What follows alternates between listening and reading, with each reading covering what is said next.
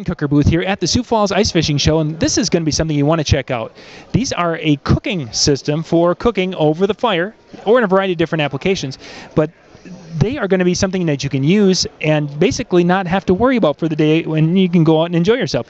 I've got Greg here. Greg, tell me more about the can cooker system. It just makes a complete meal in an hour on any kind of heat source without having to stir it, shake it, or mess with it. So it's good for indoor, outdoor use. And you've got 3 different sizes.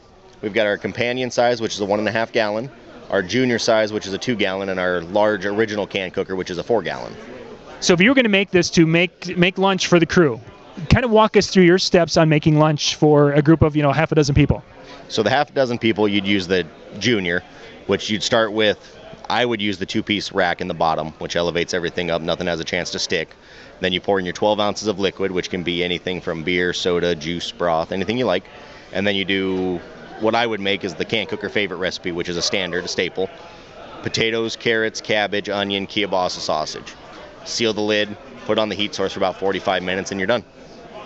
Now you mentioned accessories. There's a couple of accessories. Can you show me those quick? Yeah. So we have our strainer lid, which obviously you can use to drain off liquids. And if you wanted to turn something into a gravy in the end, or if you just wanted to remove the liquid in general and be done with it. Then they have a foldable chicken rack, which is going to work more in the large can cooker. And then they have our cookbook there that has about 100 recipes in it to kind of get you going. And then we've got our accessory rack, which is the main one that works in any of the can cookers. It just elevates everything up half an inch so you can raise everything off the bottom and nothing has a chance to stick or scorch to the bottom whatsoever. So now the can cooker itself, now the interior, what is that coated with?